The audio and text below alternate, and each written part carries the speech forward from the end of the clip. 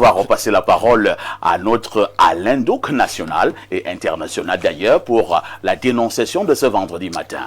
Parfait, la dénonciation de ce matin est portée par un de nos compatriotes. Il est totalement bousculé, sa santé même tant mentale que somatique en a pris un coup. Parce qu'il stresse tout le temps, il essaye de voir est-ce qu'il pourra relever la pente. Il n'y arrive pas parce que il est marié à son épouse, ça fait 8 ans, ils ont 2 enfants. Mais là, il y a une certaine communication qui s'est ouverte il y a quelque temps et ils se rendent donc compte que depuis, même avec l'affaire des 2 enfants faits, etc., sa femme dit qu'en réalité, il ne réussit pas à la satisfaire, à lui faire atteindre l'orgasme. Donc, à chaque fois, elle, maintenant, depuis que cette communication, ce pan a été ouvert, c'est quasiment presque après chaque acte sexuel qu'on attire son attention sur le fait que c'est pas ça. C'est pas ça. Il ne fait que chercher à trouver des solutions, mais jusque-là, c'est pas ça. Et il commence à stresser. Et ça peut se comprendre. Il commence à stresser, etc. Ça a un impact. Parfait, j'espère que tu sais qu'il est démontré que le stress, par exemple, donne l'ulcère d'estomac. Donc, sa santé même commence déjà à devenir précaire. Il ne sait pas qu'est-ce qu'il doit donc faire pour satisfaire sa femme. Je ne sais pas, lui-même quand il fait le point, il se pose la question, est-ce que je suis vraiment pas bon? Est-ce que... Bon, nous avons quand même, avant de revenir pour faire nos commentaires, nous avons quand même une femme d'église qui a essayé... Ah, j'ai cru que vous avez la vidéo. Oui, il y a une vidéo, c'est ça que je dis. De ce monsieur et cette dame. Non, pas le monsieur et la dame, c'est-à-dire que... J'ai cru qu'on va voir cette vidéo, on voit comment ça se passe, et où la dame lui dit, tu vois que ce n'est pas ça. Oh, tu n'es pas terrible. On est en télé, on ne peut pas faire ça. Non. Ici, pour ce matin, après exposition de la dénonciation, donc parce qu'il dénonce cette pression que lui met sa femme. Tout à fait. Donc, du coup, il y a un élément de réponse, de solution qu'on va donner sous forme de vidéo. Très bien. Cette solution est portée par une femme d'église, une ecclésiastique, puis nous, on reviendra par la suite pour faire les commentaires. Allons-y. Parce que quand vous voyez les femmes commencer à se plaindre, il n'est pas résistant, ce n'est pas gros, c'est trop petit. Non, ça veut dire que c'est une femme qui connaît toutes les dimensions ici dehors. Oui, elle est allée chez Paul, chez Pierre, chez Carmel, c'est qui, elle connaît déjà, elle a déjà mis son standing. Maintenant, quand tu viens prendre l'enfant d'autrui, tu commences à le juger sur les standings de tout le monde. Et ce genre de femme veut tout au même moment. C'est elle qui veut la résistance, c'est elle qui veut le gros, c'est elle qui veut le long, c'est elle qui veut tout. Parce qu'elle a déjà tout. Donc, frères et sœurs, je pense que si nous sommes ici à l'église, nous sommes dans un milieu de Dieu. La fornication, rapport sexuel, nous prêchons chaque jour. Alors, quand vous partez faire votre têtutesse dehors, et que tôt ou tard ça vous rattrape, ce n'est pas nous. Je veux m'adresser particulièrement aux jeunes. Parce qu'il y en a qui sont déjà mouillés, ils ne peuvent plus rien. Ne goûtez pas avant de vous marier. Ne goûtez pas. Ceux qui sont là, qui n'ont pas encore connu le sexe, restez comme ça jusqu'au mariage. Parce que si on n'a pas goûté avant, on ne saura pas qu'il y a telle résistance. Si on n'a pas goûté avant, on va découvrir seulement son mari, on ne connaîtra pas les dimensions qu'il y a ailleurs. Pardon, ne goûtez pas. C'est le danger là. Toutes les pratiques dont on parle, c'est quand vous apprenez ensemble, vous irez au même rythme. Vous allez vous embrouiller à deux. Et quand il y a amour, même si quelqu'un est nul, on a le plaisir dans le sexe. Les uns et les autres viennent me poser les questions. Maman, et si j'épouse et puis on arrive dans le foyer et il est impuissant, je fais comment? Je vais vous dire, un homme qui est impuissant, qui sait qu'il est impuissant et qui vous épouse, quand vous partez dans le foyer, vous découvrez, non, maman, il n'est pas en prison. C'est des cas très rares. Parce que quand un gars va prendre une femme, c'est parce qu'il sait qu'il répond d'abord. Il sait qu'il répond. Tu ne vas pas aller prendre l'enfant d'autrui alors que tu sais que toi, tu es... il n'y a pas l'âme du crime. Non, ça ne va pas. Quand tu finis de goûter là, c'est le sable que tu es en train de mettre dans ton tapioca. Et quand il va falloir le...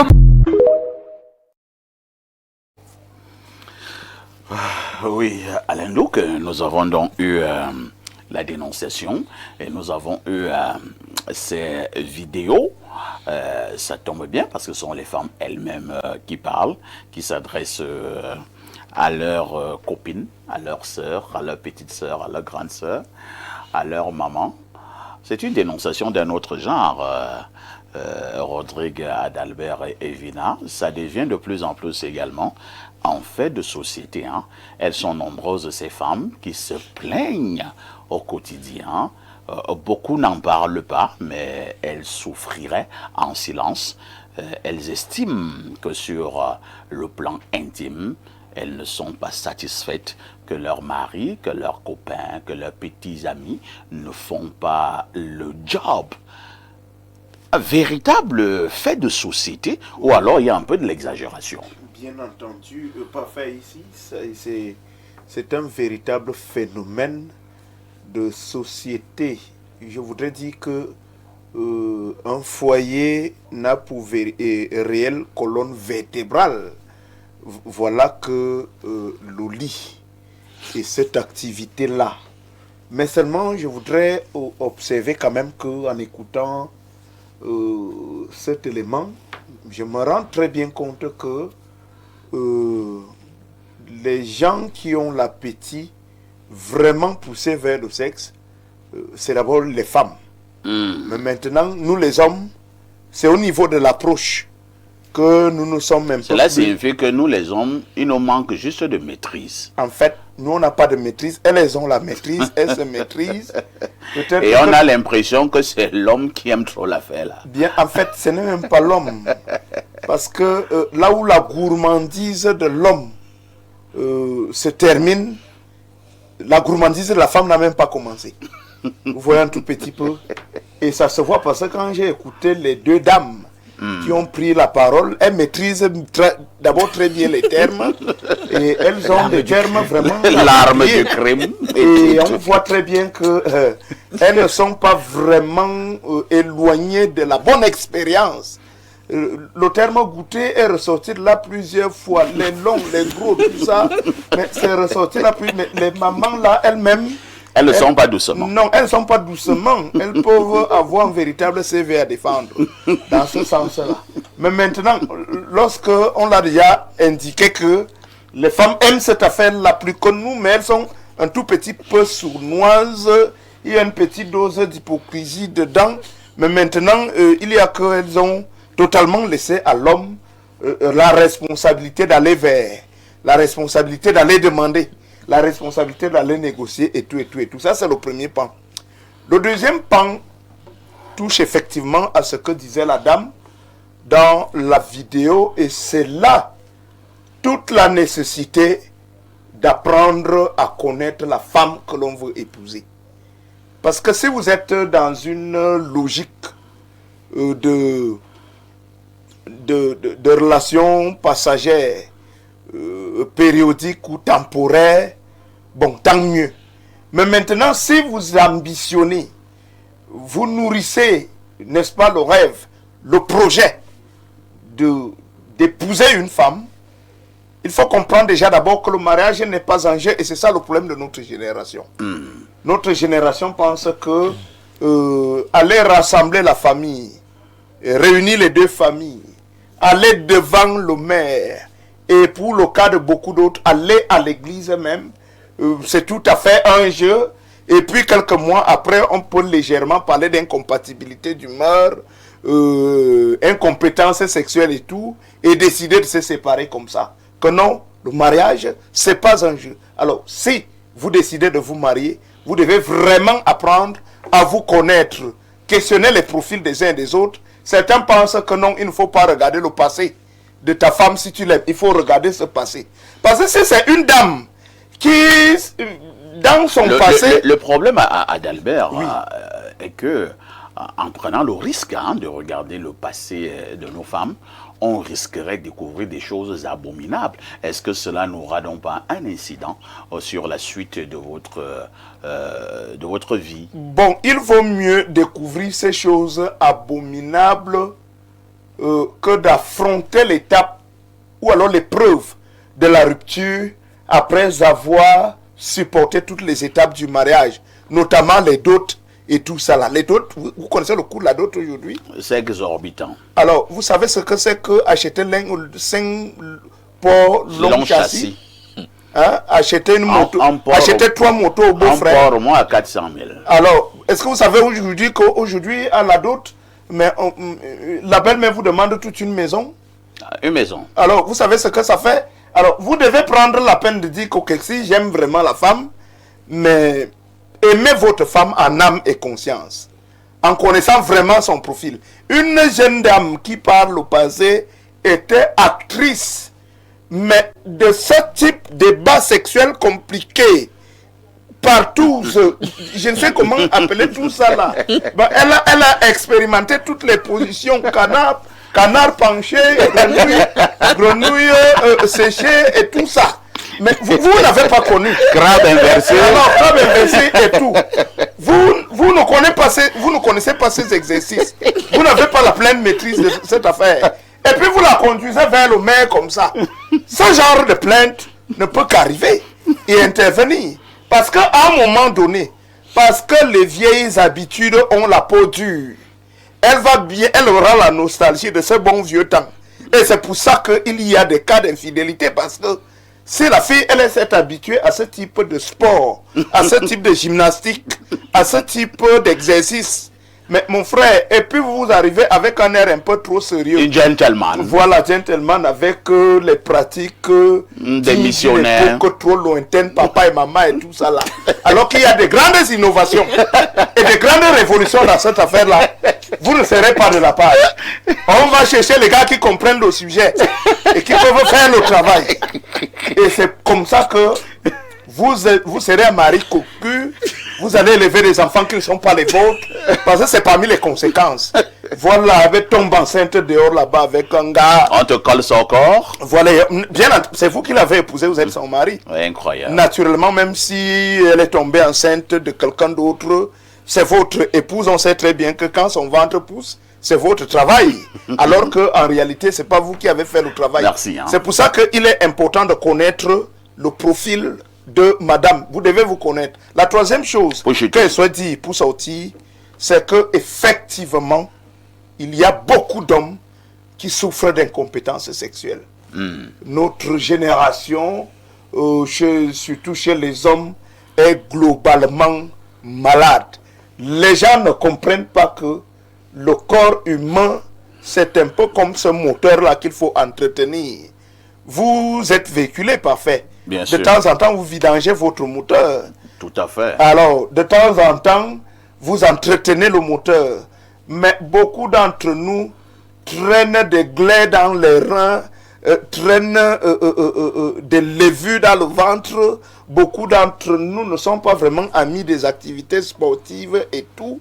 Vous n'allez pas les faire voir courir, mais toujours en train de charger les bières, toujours en train de manger les pains chargés, toujours en train de bouffer les spaghettis.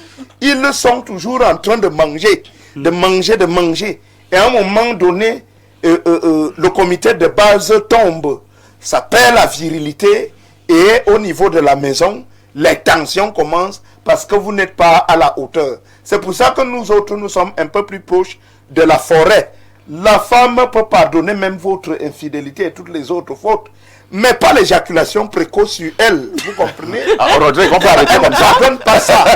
C'est pour ça que il ne faut pas penser que parce que vous avez des billets de banque, parce que vous êtes véhiculé, ça ne suffit pas. Beaucoup de ces grands-là se font tromper et quand vous voyez le gars même qui corrige le bas-ventre de son épouse, mais c'est un monsieur en réalité qui va à pied là, il n'a l'air de rien du tout, mais lui sait très bien que il a l'obligation d'être fort là-bas, parce qu'il ne peut pas être pauvre, il n'a rien du tout, et puis en bas là-bas, il a l'éjaculation précoce. Vous voyez un tout petit peu. Donc je pense que nous devons comprendre, nous qui sommes des hommes, qu'en réalité nous devons prendre soin de nous. C'est la leçon à tirer de cette affaire-là. Prenez soin de vous, monsieur. De temps en temps. Prenez soin de vous, c'est compris. Voilà, donc j'ajoute en disant que nous sommes proches de la nature. Venez par exemple nous voir si ça ne va pas. Ah, vous êtes aussi naturopathe? Non, en fait, je ne suis pas naturopathe, mais je vous dis, c'est la nature qui... Mais vous pouvez aider. La nature me fait vivre, j'ai des secrets. Merci beaucoup. Voilà. C'est aussi une information que je tire de vous ce matin. C'est bien pour ma culture générale de le savoir. Alain, donc, on a suivi les deux intervenantes au niveau des vidéos tout à l'heure. Il y a une dame là, je pense que elle est pasteur, on ne donnera pas son nom. Si j'ai bien, elle est d'une très grande église à Yaoundé. Elle a donné des conseils. L'un des conseils, elle accuse les femmes. Elle demande aux femmes de ne pas d'abord aller voir ailleurs avant de se marier. Et elle explique pourquoi. Elle dit qu'il y a un risque. Si vous êtes d'abord allé ailleurs et que vous avez connu certaines dimensions là-bas et certains standards, lorsque vous aurez donc véritablement votre époux, vous aurez tendance à lui imposer les mêmes standards que vous avez vus ailleurs et auxquels vous étiez habitués. Entre-temps, si vous n'avez jamais connu un standard, lorsque vous serez avec votre époux, vous aurez l'impression que c'est le standard normal et vous allez vous habituer à ce standard-là. Je pense quand même que c'est un conseil qui mérite une attention soutenue. Ah oui. Je veux saluer cette contribution pour aider notre ami qui a porté cette dénonciation. Tout à fait. En ce matin, en tout cas pour lequel nous avons porté la dénonciation qu'il a faite. Elles sont dans leur rôle. C'est des ecclésiastiques et je salue cette contribution parce que on peut apprécier cette contribution selon 3 axes. La morale, parfait. La morale, et c'est leur rôle en tant qu'ecclésiastique de communiquer un certain nombre de valeurs morales. Et notamment aux plus jeunes, parce que justement c'est eux qui feront le pays demain. Ce genre d'enseignement est souvent donné dans le cadre de ce qu'ils appellent dans leur écosystème, dans les églises. C'est des séminaires justement sur la vie matrimoniale, sur le mariage. Parce que le mariage c'est un élément fondamental de l'épanouissement de l'homme, et notamment la sexualité qui en est la trame. Parce que là, les deux ecclésiastiques nous rappellent qu'en réalité, la sexualité est au cœur du mariage. Parfait. Est-ce que j'ai bien parlé là? Je comprends. La sexualité est au cœur du mariage, c'est la trame du mariage. Vous savez, désormais les gens, on a souvent même entendu certains essayer de défendre cela, que non mais le sexe même c'est quoi? Dès qu'il y a l'argent, tout va bien. Ben oui, on a souvent entendu ça. Des gens qui vous disaient que laissez-nous ça, le sexe là, est-ce que c'est ça qu'on mange? Patati patata.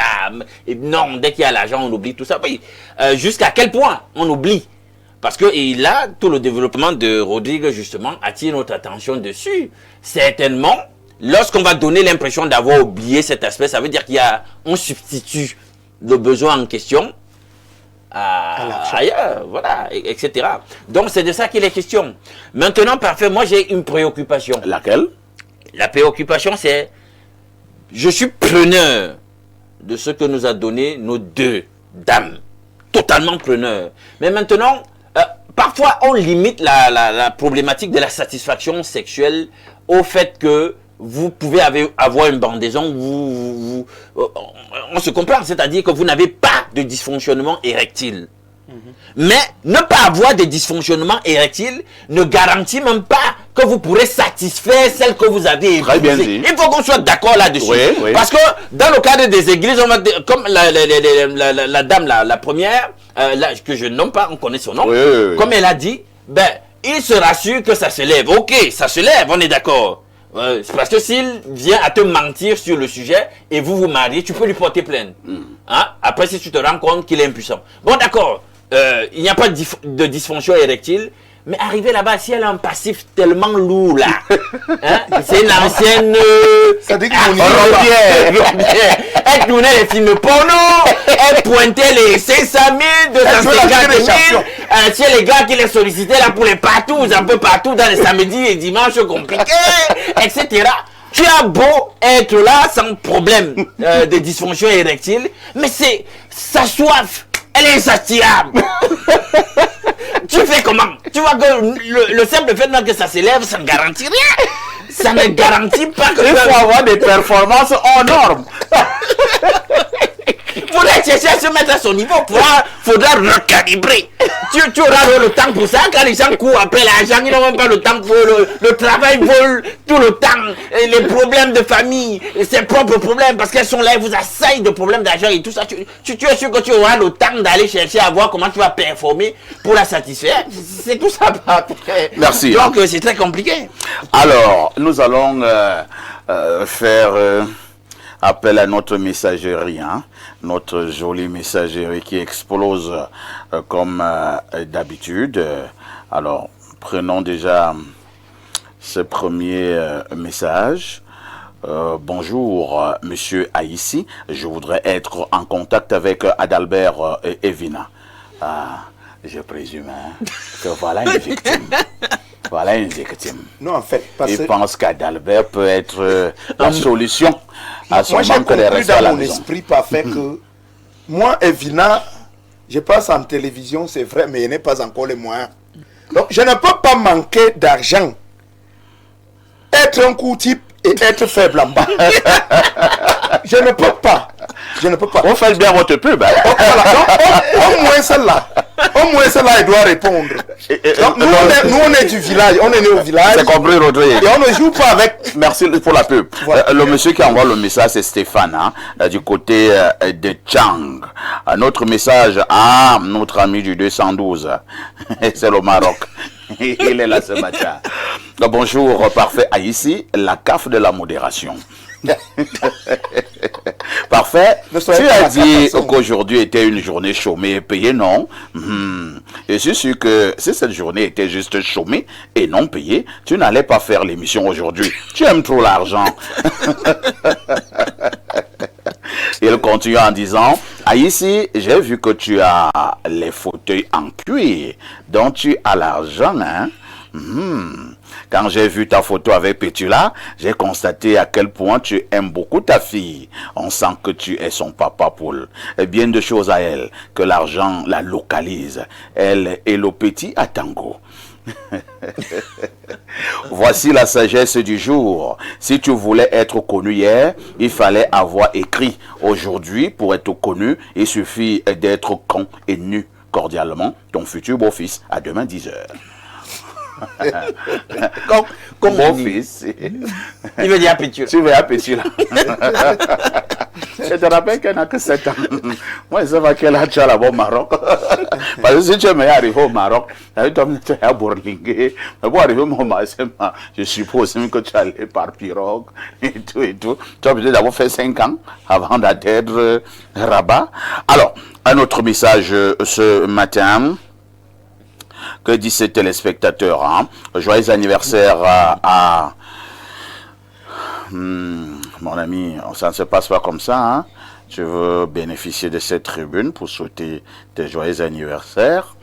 Bonjour parfait, concernant le passé d'une femme, mon papa me disait toujours, si tu aimes manger le poulet, ne regarde pas ses pattes en le mangeant au risque de se souvenir de la merde et qu'il piétinait souvent. C'est Gilbert de Douala. Ouais, je pense que Gilbert, ton père t'avait donné un bon conseil, hein. Ton père t'avait donné un bon conseil. On dit également chez nous que si tu veux manger le gésier dans le sens noble du terme, hein, parce qu'au Cameroun, c'est également une autre signification. Je disais donc que si tu veux manger le gésier, ne regarde pas ce que la poule picore.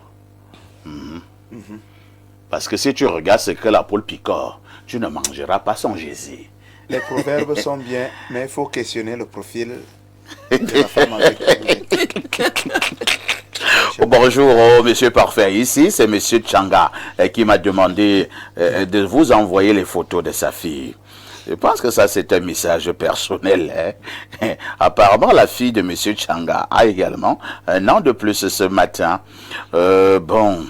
Malheureusement, je reçois ça en direct, mais joyeux anniversaire à la fille de monsieur Tchanga, et qui est un petit frère.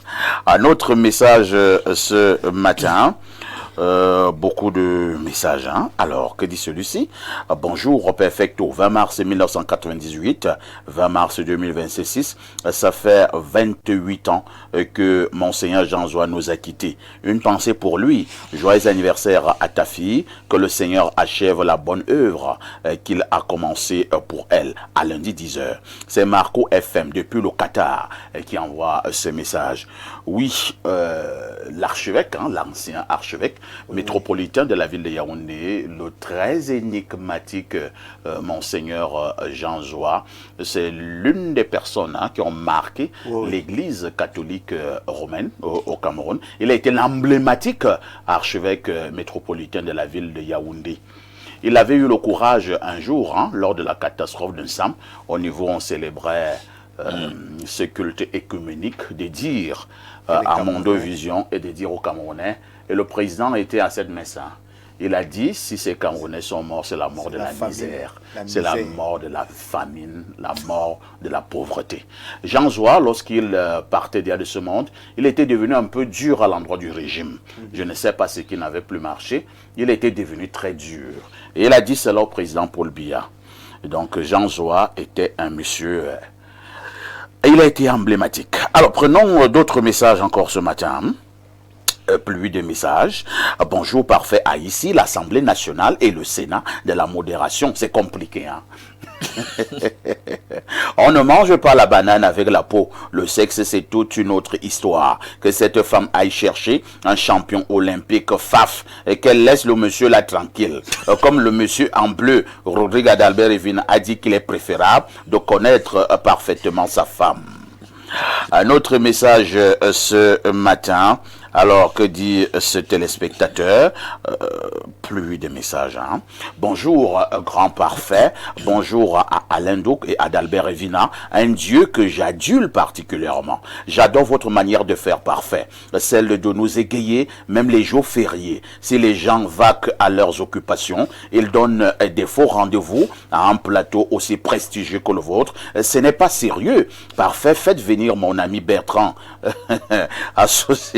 Associés au Dieu sur le plateau, nous passons de très bons moments de télévision. Bonne fête à tous les musulmans du monde et particulièrement à Monsieur Zia, substitut du procureur à Ebolova. C'est signé Monsieur Menene Ruben depuis Ebolawa.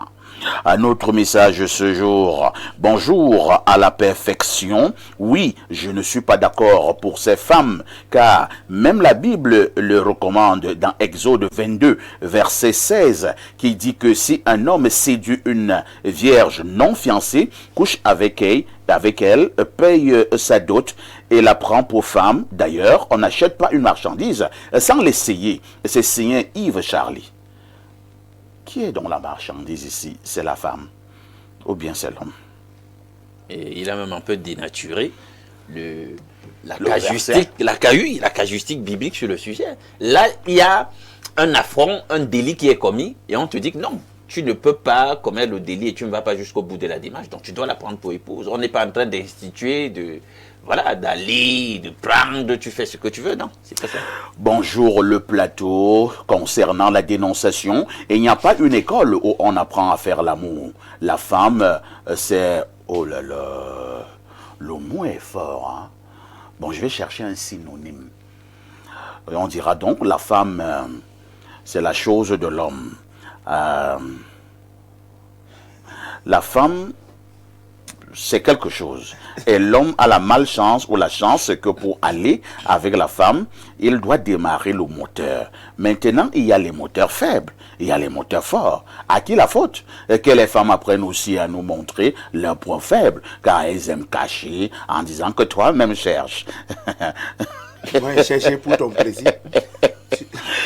C'est monsieur de Bolova qui envoie ces messages. Et ça fait justement partie de mes questions tout à l'heure. Hein. Ça devait être une autre préoccupation que je devais poser à l'endroit de Rodrigue. Rodrigue, est-ce qu'à un moment donné également, lorsqu'il y a symbiose, lorsqu'il y a entente, lorsqu'il y a osmose au niveau d'un couple, on peut facilement régler ce genre de problème concernant l'intimité? Si la femme a constaté effectivement que depuis un certain nombre de mois ou peut-être depuis 1 an, 2 ans, 3 ans, le monsieur n'arrive pas à l'amener, pour parler comme les autres, au 7e ciel, alors que la femme elle-même sait en réalité quels peuvent être ses points, pour parler une fois de plus comme les autres, ses points faibles. Pourquoi la femme, j'insiste, que lorsqu'il y a entente, lorsqu'il y a dialogue, lorsqu'il y a symbiose, pourquoi la femme là ne peut pas faciliter la tâche en disant à l'homme là que vraiment je comprends toute la peine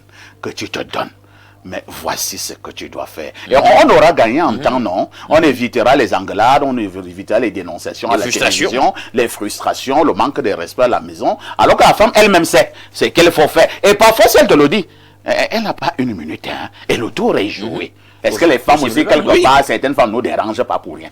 D'accord. J'aime la pertinence de votre question. Les femmes vont m'excuser. Je pense que 8 femmes sur 10 ne se marient pas par amour. Je pense également que 8 hommes sur 10 se marient par amour. Vous comprenez? C'est ça le problème. Le paradoxe. C'est ça le paradoxe. Et cela se vérifie au niveau des infidélités, parce que votre question c'est quand il y a cette connexion naturelle, quand il y a cet amour-là, mais la communication s'installe. Tout à fait. Parce qu'elle veut tirer du plaisir avec l'homme qu'elle aime. Tout à fait.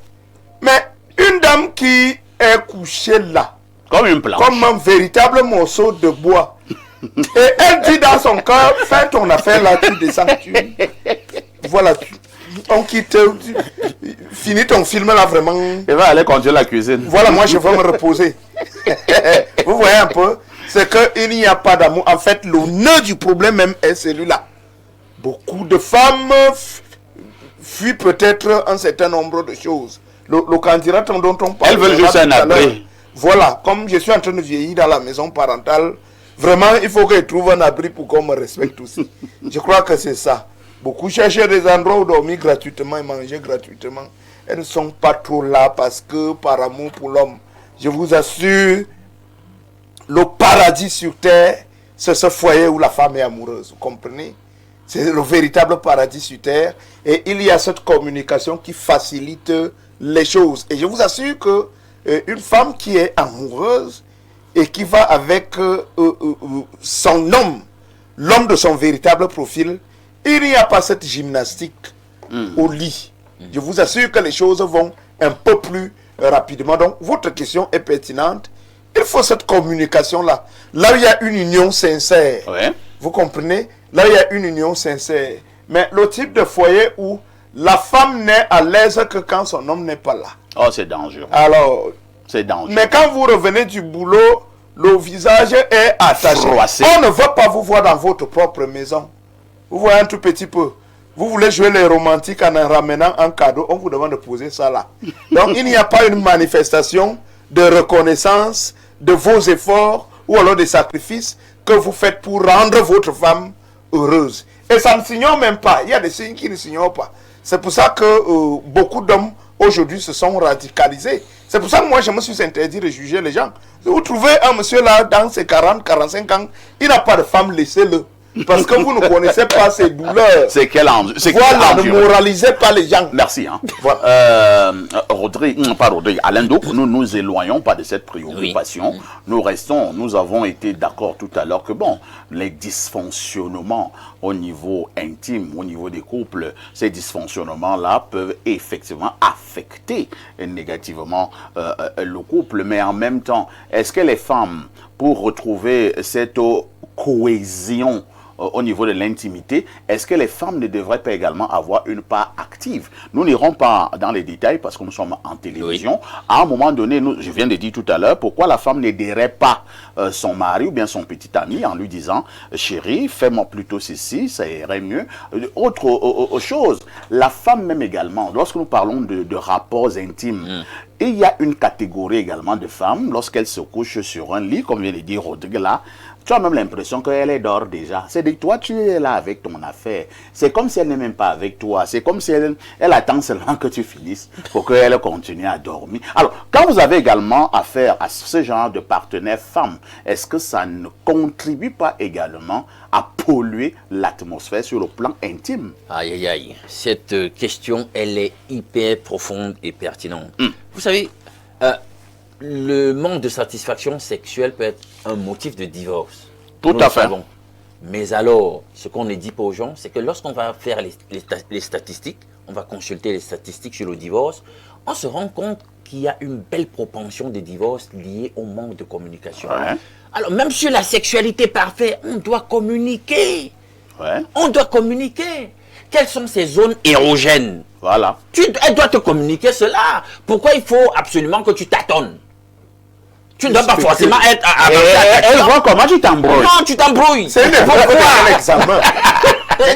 Je comprends le concours de quoi.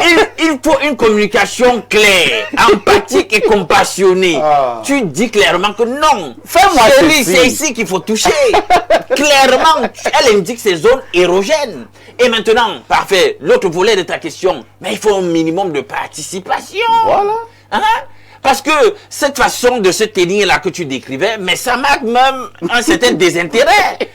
Ça peut même jouer sur la libido même de ces... Ouais. Il faut qu'on soit clair. Donc vraiment, les gens qui se plaignent, La est-ce que... désinvolture n'est pas la bienvenue dans cette affaire-là. Il faut une Dans véritable ce plaignant, il faut se rassurer que soi-même d'abord, on fait ce qu'il faut. Hein? Tant au niveau tactile qu'au niveau communicationnel et tous les autres aspects. Hein? Donc les femmes, vraiment, il faut se réexaminer. Les femmes doivent se réexaminer. Ah, bonjour, parfait, Evina, de ce vendredi matin. Qu'est-ce qu'il dit même? Je vois la bonjour parfait Evina de ce vendredi matin. Alors, il continue en disant, vos causeries de ce matin m'amusent aussi. En conseil au Cameroun, il ne faut pas beaucoup réfléchir. Tu sais, parfait, ici, quand je vais écrire le nom Cameroun, je cherche à écrire avec un petit C. Ah, j'ai trouvé Cameroun. À lundi 10h, c'est Roger Doudja.